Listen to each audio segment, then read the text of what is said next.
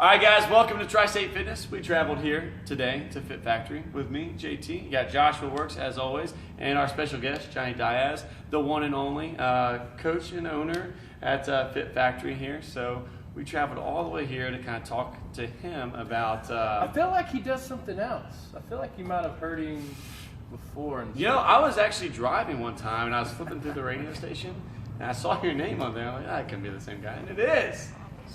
So what else do you do other than be like an awesome, fitness guru that beats Joshua in 17.4? So far. So far. He's gonna redo it. No doubt. Secretly.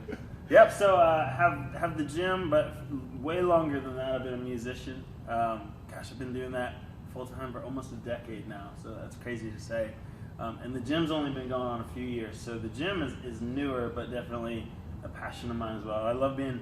I'm a little bit entrepreneurial, and one of the things that I love about music is that you get to be an entrepreneur in addition to being like creative. So you get to run this tiny little company. Sometimes the company's only one person. You get to run this company. This tiny little company, and the better you do, the better you do. So I like that aspect of it as well.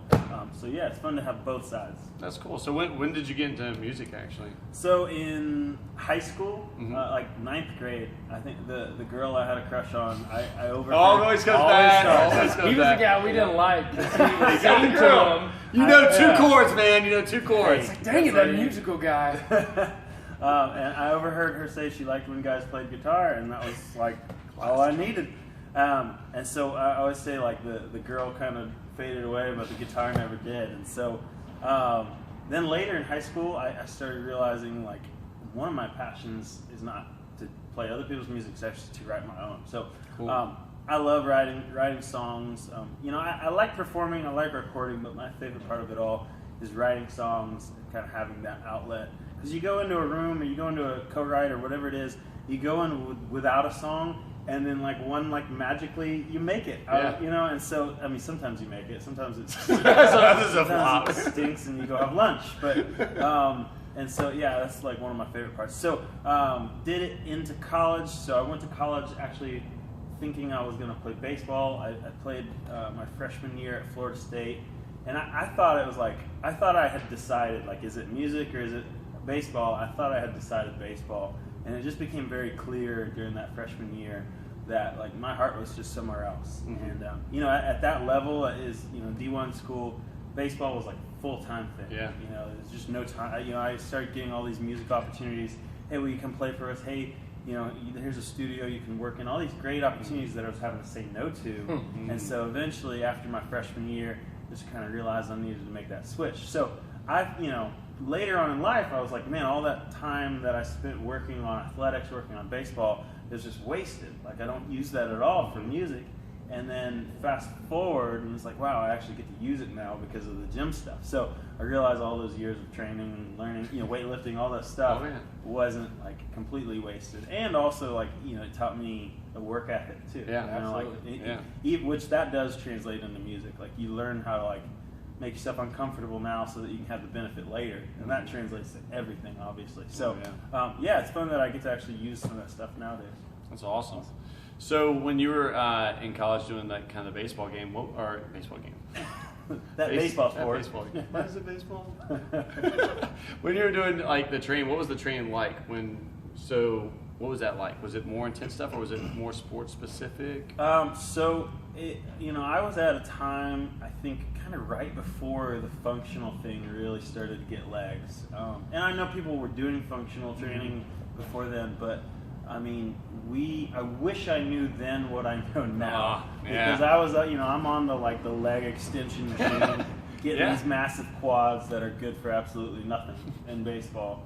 And so I got to college, and it was more of the same. We would do some powerlifting, like squats and stuff like that. But it was very separate from our conditioning. So it would be like, we have our weightlifting time, and then we have our conditioning time. And now that I know like what a Metcon is, and I know that you can kind of do both those things at the same time, I'm like, man, we wasted so much time. We could have just been doing this at the same time. But there was some good things. We did one of the things with baseball, especially if I wasn't a pitcher, but especially if you're a pitcher, like, you just don't want super strong chest, shoulders. You don't want to be tight up in here. And so, like, well, I like to lift weights. I can't get big up here. I'll just do a ton of legs. And so that was all we did, like tons of leg press, leg extensions. But we did do squats and deadlifts and some things that we actually still do.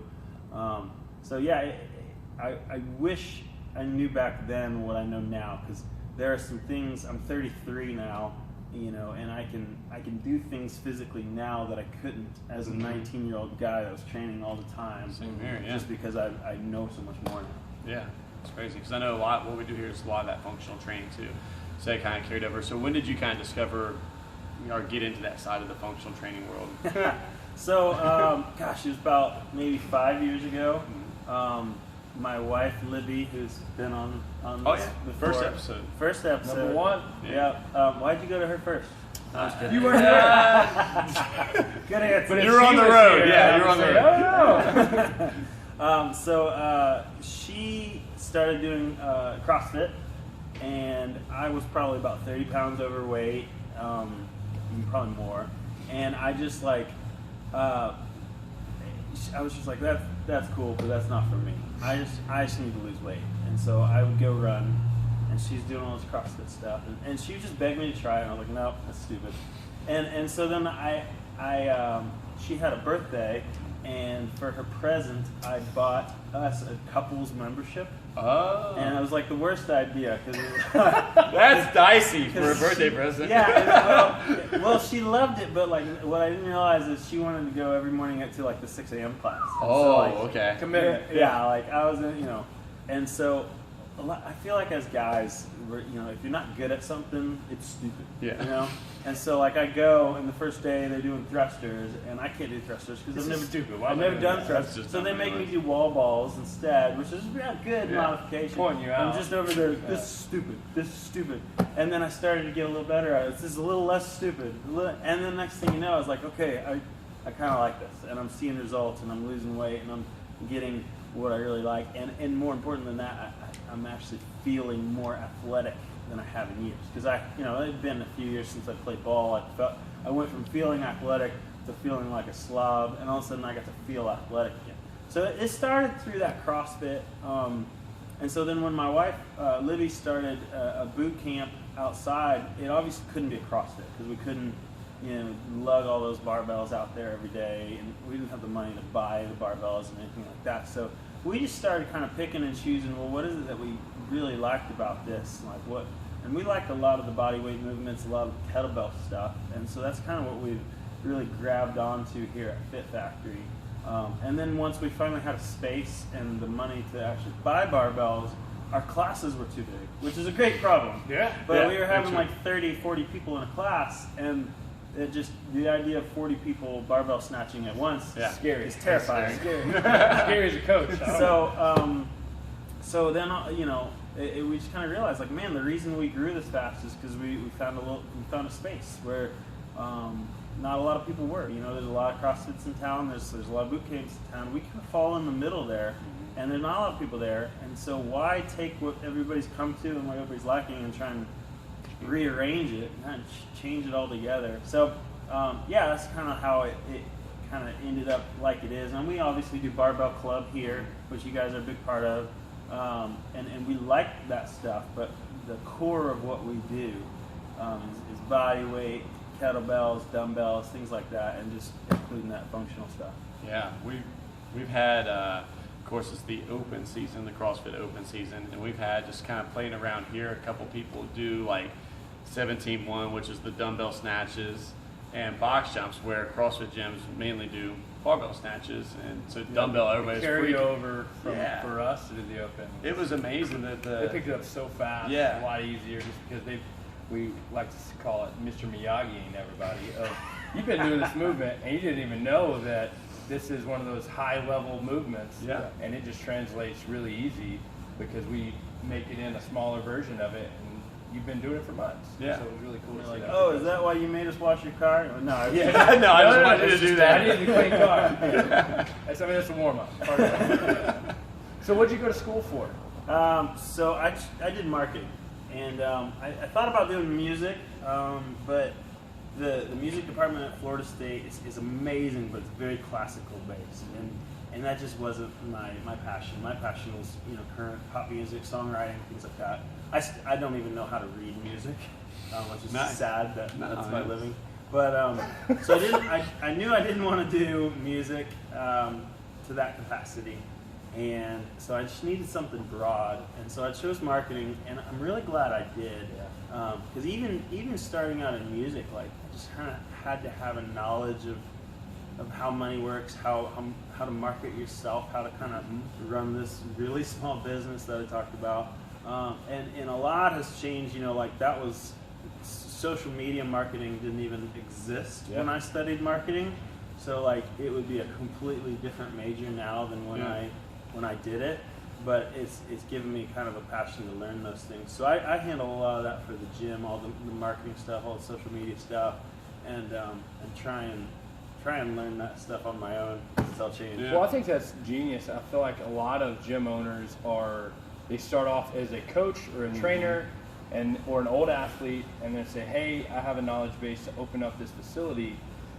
I'll open it up, and how in the world do I run this business? And how do I market my business? So there's usually a gap in the middle there for a lot of these owners where they just kind of fall flat because they spend a ton of money, they got a great product, but they don't know how to put it out there to the public. So I feel like that's a good advice for a lot of people watching videos. If you're not very well versed in marketing yourself and putting yourself out there, to look into some of those things, or maybe a small class or a course online or something to learn how to, you know, sell what you have. Because you can have the best knowledge in the world, but if people aren't buying into your product, you don't know how to present that, they're not going to buy it.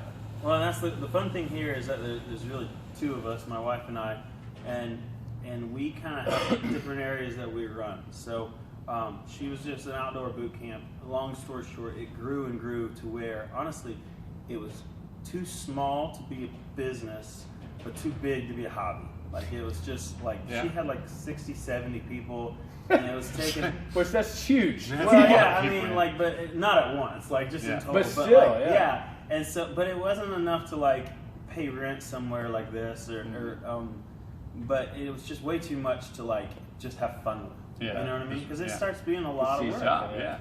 And so that was when I came on board, and the funny thing is, we had worked together when we first got married 9 years ago. She was my booking agent, and I say that in quotes because she didn't really do any booking. It was, but you kept her around. It was our knowing excuse, Libby, it was our excuse to like have her travel with me on the road and stuff. And what we thought, like, oh man, we learned that we just aren't supposed to work together. But what we know now is, like, we can work together. We just need our areas where, like, I know very much that this place would never exist without Libby. Like, she is the people person. She makes up all the workouts. She loves the people that walk in the door, and they know that. And she knows names like crazy. It's amazing. And she also knows that without me, like, the IRS would shut us down a long time ago. So we kind of need each other. That's great. And that's fun. So, like, I weigh into the programming, but I'm more of like a filter. Like, she runs it by me, but it's her thing. And then on the business decisions, big gear purchases, new class times, new seminars, all, merchandise products, marketing, all that stuff. Like, she might weigh into it, but she knows that that's my kind of thing, and we kind of have our separate things. And that's worked really well for us. So it's fun 9 years later to say we work together, and it's actually brought our marriage closer instead of being a stressful thing.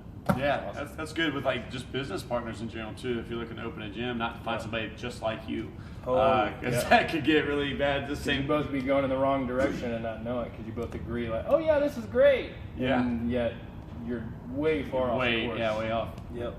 Cool. I see that for sure. So being on the road, because you're an active traveling musician, February you were out all over the place. Yeah, all over the U.S., back and forth. So how do you get your fitness in on the road? Well, first off, tell us why you're here. Do you work out at Fit Factory? Do you work out at your own gym? I do. He works out here, so that's big, right? It's a big deal. That he's involved in the business and buys into the program and really believes it, because we see you here and we know you do. Oh yeah. And when I do a little bit of barbell accessory work, whether it's dropping into a barbell class like I did today, or just kind of supplementing some of the workouts we do here with a little bit of barbell work. Mainly, honestly, it's just because I like feeling heavy weight. Like I like feeling strong, back squatting 250 and plus, and that's just not something we can do in classes. Yeah. But I mean, if I'm in town 4 or 5 days a week, I'm doing one of our watts. Mm-hmm. That's awesome. That's awesome. And so now carryover, because you want to obviously number one rule in fitness and nutrition is consistency. How do you keep that, as JT said, consistency on the road, and what do you do? Yeah, I mean, nutrition is a big challenge because a lot of times they're just kind of like lay out the spread and they're like, here's what you have. Oh, it's here's a all the green pasta M&Ms. platter. So there's been times where I've either had to risk being high maintenance and see if somebody can go get me some protein or whatever, or a salad or something. There's been times when I've just had to eat it and just be like, okay, that's all right. I'm just gonna maybe take a little less than I would normally take here. But also just traveling, I like Chipotle. Like I found I can get a bowl there and it'd be pretty good, or Whole Foods, you can get a lot of stuff. So just knowing kind of what you're looking for. Like when I'm on the road, I'm looking for Whole Foods, Panera, or Chipotle for lunch, and I know I can get things that I like that are also good for me there.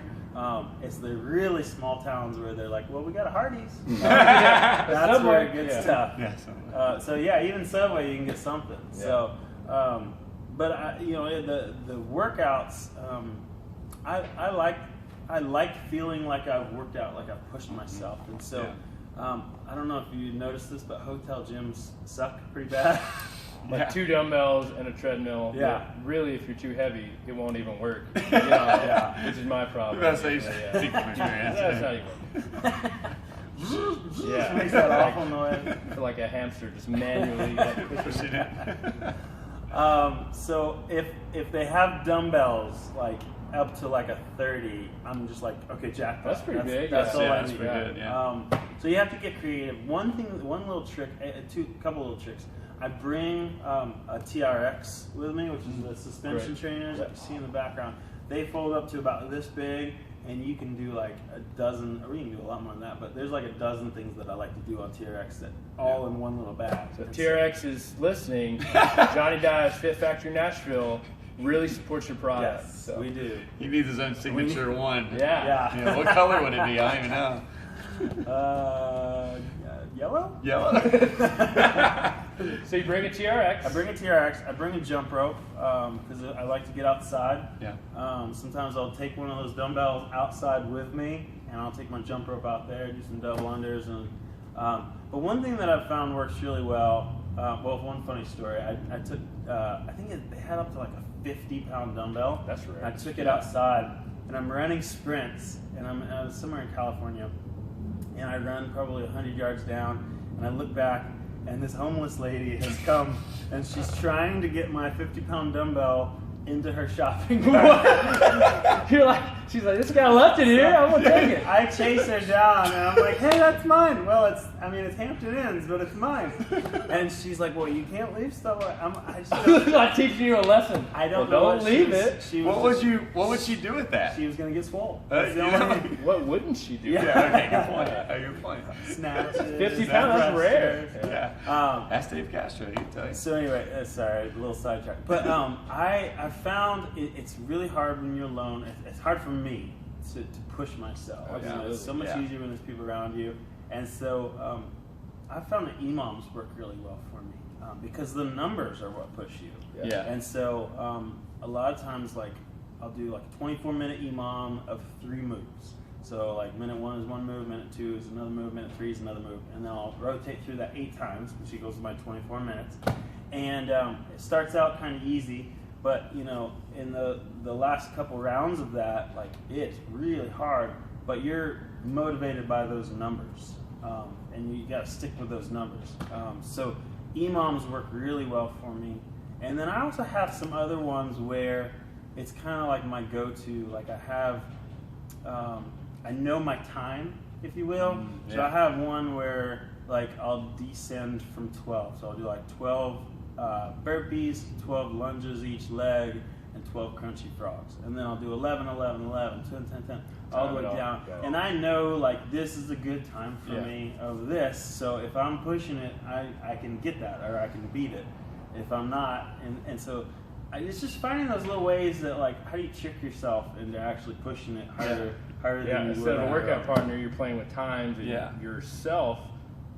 That sounded weird. Not saying that, but if you're logging this stuff, you can write it down your time and really compete and say, hey, I've done this before. Let me be a lot faster now. Yeah. Yep. With the weights or body weight or whatever that is. Yeah. I think the clock helps a lot. You know, having your times kind of set, know where you are with your time on certain workouts like that. But yeah, we get people all the time that travel are like, I'm gonna be gone a week for whatever it may be. What am I gonna do? Yeah. And you're like, Oh, what it's aren't the you end gonna of the do? world, There's so much that you can do. Like, give me a workout. Can you send me a workout? It's like, well, you've been going to this class for 3 years. You should know what you should do. I mean, yes, we can help you, but And you gotta be willing to look stupid. Well, yeah, you're out in the parking lot. That's true. So, Yeah. And whether it's parking lot or hotel gym, you know, like there's a lady on an elliptical and you're over there dying doing dumbbell thrusters Just or whatever. rolling on the ground. Like, what are they doing? Or another thing, like I've done like I'll get like a short membership to Planet Fitness or something. Yeah. It's a good idea. Because you can find them Super cheap, anywhere. Yeah. But you got to be willing to go in there and get some stairs, and they might think you're Let's a lump. get that along. Yeah, you gotta get that you're lawn gonna be a lump. going. Yeah. But I don't really care. So like, you can go again. Just all you need is a dumbbell, and you can do so much stuff. You just gotta find what pushes you. You know. So I've seen some videos of you actually, because you post it on your social media of things you do, which is encouraging for our members to see of who travel and things like that. Do you ever like rope people into doing this stuff with you who's on the road with you? 'Cause I'm sure they probably don't like it. But, like, man, this guy's making me feel bad. He's working out every day. Like, all right, I'll do it with you. There's a couple. I did a tour last Christmas with a group called Building 429, and those guys, like the whole band, every day were like, all right, what are we doing today? Awesome. Nice. And it was so much fun for me. Yeah. Because I got to program for them too. Yeah. So it made me a little bit more creative, pushed me. You know, I had to prove that I was better. No. The competitiveness still there. That college ball is still there. Just a little. And then there was one other tour that I've done where like just one band member actually did it with me. But 90% of the time, again, because it's just not what people are used to, they're kind of scared to hop in. Yeah. Which I get. I was the same way. Intimidated. It's stupid. Why am I doing this? Yeah. But anyway, I love it when people do jump in. You know, even like that's one of the things I love about this place is you can modify and scale anything to anyone. So it's like, I might be jumping on that box, you might be stepping up on it, but we're both, you know, you're probably working harder than I am. Like it's both a great workout for both of us. Great. So give us a few things before we end that you could give to people who travel a lot, who don't have access to a nice facility all the time, or they're just at home and they're just too intimidated right now to come to a place like this, which they shouldn't be. We can help them. Yeah. But what can they do? Well, you don't allow any excuses. You know, you don't need a lot of space. You don't need a lot of time. You don't need a lot of gear. And so those are the three big excuses. I'm in my living room. I don't have a lot of time. I don't have any gear. Who cares? Yes, I'll watch TV for 2 hours. No excuse at all. And so find something that you can bring on the road that you put in your bag, whether it's a TRX, jump rope, maybe it's a dumbbell, whatever it may be. If it's in there, you're probably going to use it. You didn't want to bring it for no reason. A 50-pound dumbbell. Yeah. So workout getting to the airport. Yeah, bring that. And then also, when every now and then you're going to really luck out and you're going to be near a good gym or, you know, I love dropping into gyms. As an owner, it's fun too because I get to like see what they're doing. Ooh, that's a good idea. Yeah. And you never tell anybody that you're a coach or anything like that. You never tell them that. Yeah, exactly. And so look up gyms that are around you. Maybe it's CrossFit or just a boot camp or something, anything. Look up those things. And every now and then you'll luck out and be able to have, and so use that. So like I might have in my mind I'm doing TRX today, but oh man, I got access to a squat rack, and that's rare. So I need to throw squats in my program. So take advantage of the things that are there. That's awesome. And in a way, in training, like that's kind of training for life because you never know what variables are going to be available for you. You know, as far as squat rack, TRX, whatever. So whatever thing's available, use it when you can, and when you don't, you get your go-to. Yeah. Yep. I did one workout one time. It was with heavy boulder that I found in the Love it. in the parking lot. Yeah, strongman power. Yes, that How is- about that? It's all as go pick most this rock functional up. as you can get. I Yeah. would do a squat, clean, toss with it. Talk about getting funny looks. Yeah, that's Oh gonna my get gosh. funny looks for sure. And the landscaping crew was like, what is is this guy doing? Put it back. Just don't let it fall on you. Yeah. So speaking of people dropping in, people coming to Nashville. We're here in Nashville. Yeah. Downtown's right there, right off Church Street. So if anybody's traveling, feel free to stop by. Do they have to do anything before they drop in, or can they just kind of come in? They don't have to, but they can. If they want to make it a little easier on themselves and on us, they can go to our website, and there's a I'm New button, so you can like actually sign the waiver and kind of see a little bit more of what we do and what to expect on your first class. But we love drop-ins, and that's one of the great things about Nashville. We have so many visitors here in Nashville. It's fun just to get to know people. Yeah. Absolutely. Cool. All right. Well, I think that's going to wrap it up for this week. All right, guys. Thanks for tuning in. Don't forget to go to YouTube and subscribe. We appreciate y'all watching it. But don't forget to subscribe. It's going to make it easier for you guys to find our videos and for new people to find our videos as well. All right. Well, until next week, guys. We'll see you later. Cool. See ya. At the end of it, you should have this, like giant black screen that says "in memory."